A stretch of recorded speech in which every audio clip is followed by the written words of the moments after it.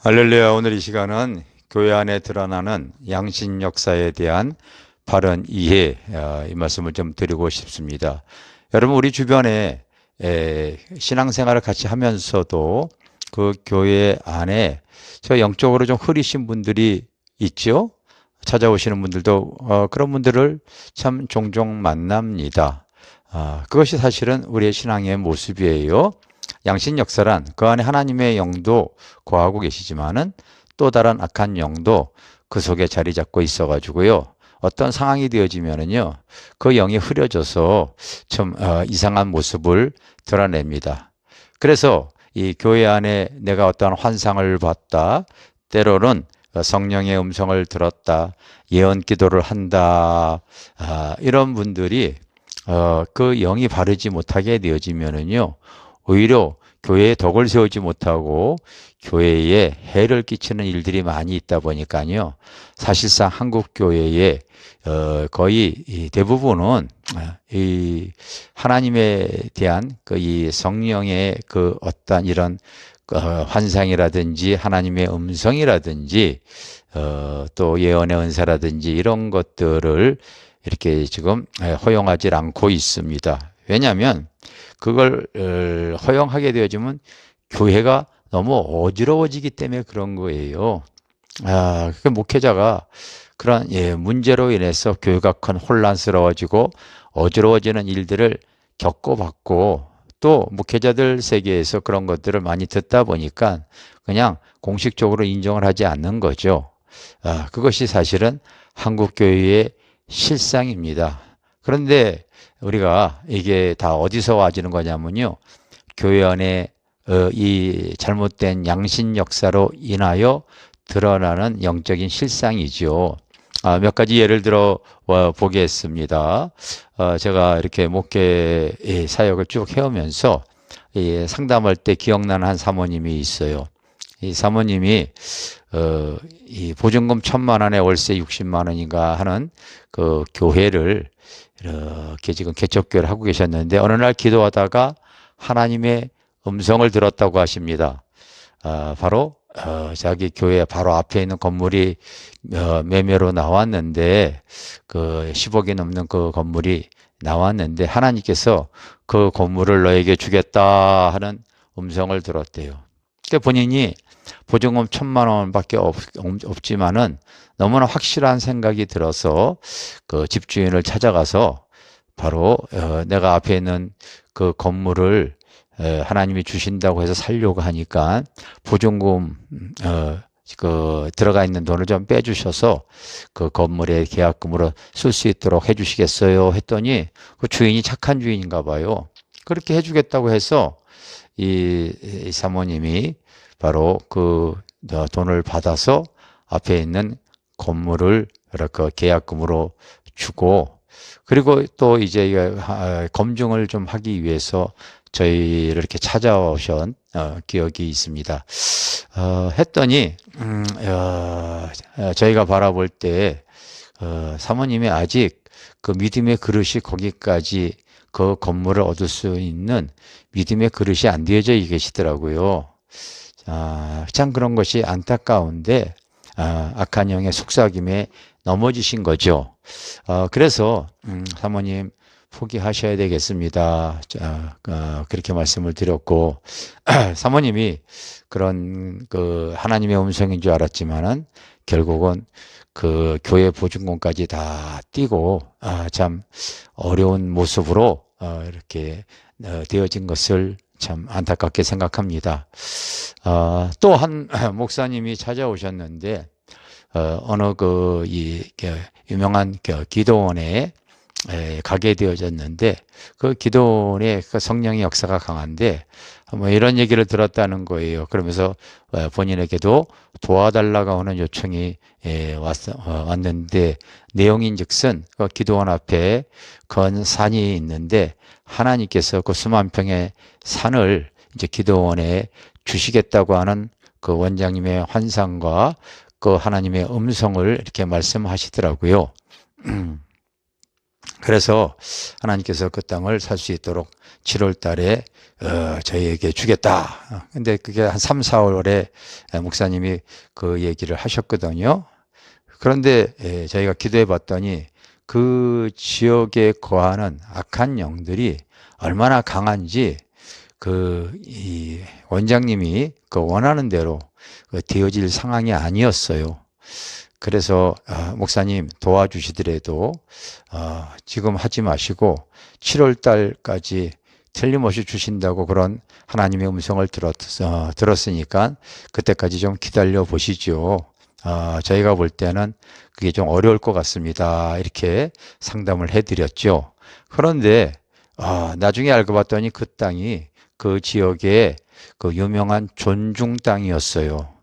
그러니 존중 사람들의 다 동의가 필요한 땅이기에 쉬운 게 아니죠. 오랫동안 그 땅에서 조상 제사로 인해서요, 귀신들이 그곳에서 바로 이렇게 이 경배를 받고 오랫동안 그 땅을 통하여서 자리 잡고 있던 그 강한 바로 우상의 그 세력들이 붙잡고 있는 땅이다 보니까요, 어지간한 영적인 실상으로 깨트리기가 어려운 땅이었기에 결국은 그 땅도 이 시간이 지나고 나니까 실상이 드러나고 얻지 못하게 되어지고, 그것은 뭐 계속 지금까지도 그런 상황이 되어지고, 그러한 그 상황을 통하여서 또 기도원이 많이 약해져 버리는 일들을 발견해냅니다.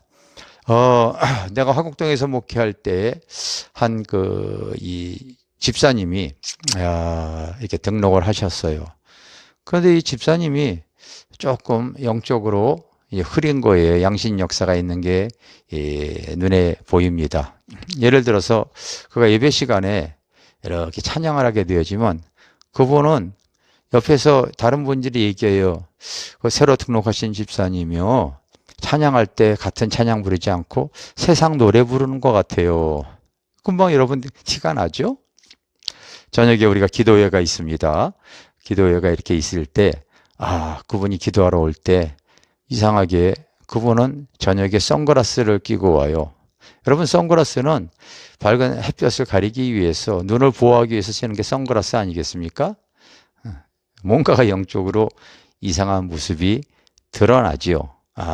이게 다 보면은 보이지 않는 악한 영이 그 속에 지금 아직 해결되어지지 않기 때문에 일어나는 문제입니다.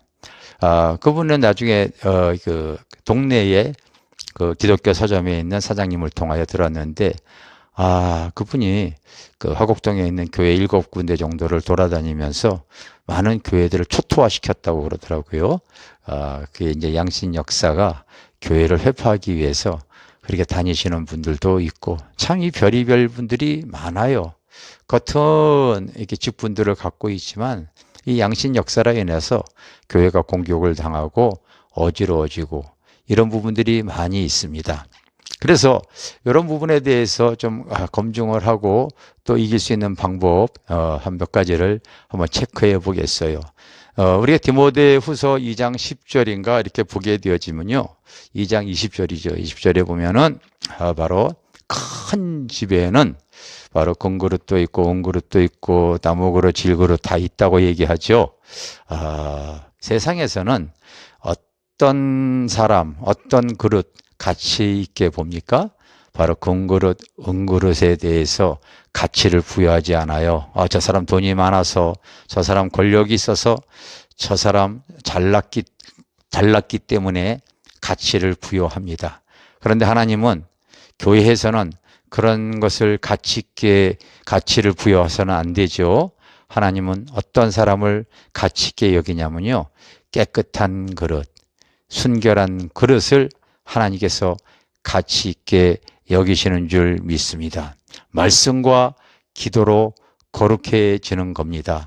그래서 꼭 하나님의 말씀과 진리의 성령 안에서 의의 내 내면 세계가 이게 잘 정리가 되어지고 청소가 되어진 분, 이런 분이 하나님 앞에 성령의 사역을 하더라도 그것이 검증된 사역 속에서 하나님에 대한 바른 그 성령의 나타남과 또 성령의 열매 중에서 아닌 거에 대한 지혜로운 성령의 절제로 이겨나갈 수가 있을 줄 믿습니다. 그 사람이 깨끗한 그릇인가 아닌가를 먼저 이렇게 검증해야 되죠. 그리고 그 사람이 그동안 살아왔던 과거를 통하여 자기의 부족한 부분, 잘못된 부분, 또 악한 영이 역사하고 있다고 하는 그 자체를 인정을 할 줄 알아야 됩니다. 과거에 내가 바로 보이지 않는 악한 영에게 바로 더러운 귀신을 허용했던 어떤 사건이나 문제가 있었어요. 그거 여러분들이 알고 계셔야 됩니다. 그런데 그거를 계속 감추고 숨기고 보호하고 드러내는 것을 원치 않기 때문에 그걸 계속 갖고 있다 보면은요, 교회 안에 어떤 상황만 되어지면은요, 그와 같은 악한 영이 역사를 하게 되어지지요. 그것이 바로 양신의 역사의 모습입니다.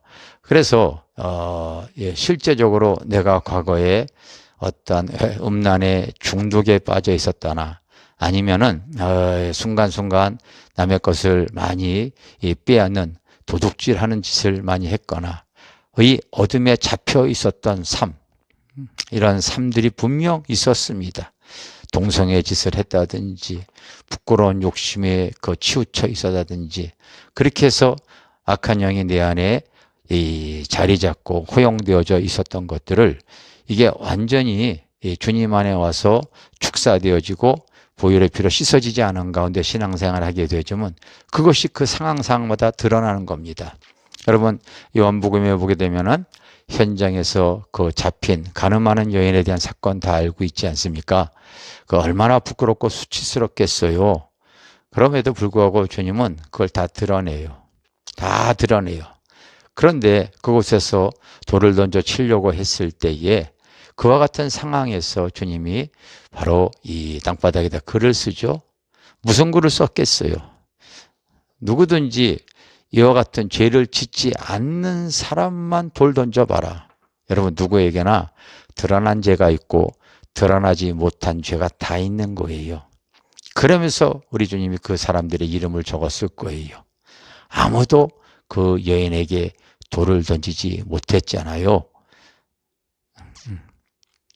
난 누가 더 귀한 사람인가? 자기가 감추고 있는 죄를 숨기고 보호하고 회피한 사람이 더 문제가 있는 거예요.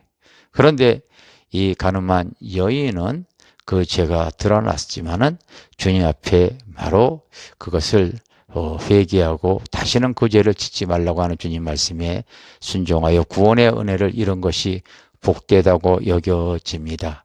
교회 안에 또 이와 같은 문제를 해결할 수 있는 또 다른 방법은 그 교회 목회자가 그런 문제를 직시하고 그리고 다스릴 수 있는 능력을 갖고 있어야 됩니다.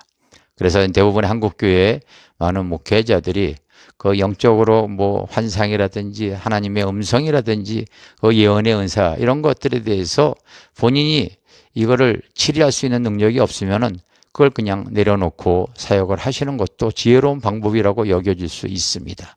그런데 성령의 은사에 대해서 이해하고 그리고 또 그 은사적인 부분을 갖고 계신 그 주의 종들은 그 성도들이라든지 주의 종들이 또 그와 같은 여러 가지 상황들이 드러났을 때 그 목사님은 그 교회 성도에서 그 오랫동안 바로 그가 신앙생활을 통하여서 어떻게 살아왔다는 거에 대해서 겪어보면 다 알잖아요. 목사님은 다 검증이 되어져 있기 때문에 집사님은 하나님 앞에 주신 그 은사 이거 풀어서 교회에 덕을 세워줘도 좋겠습니다.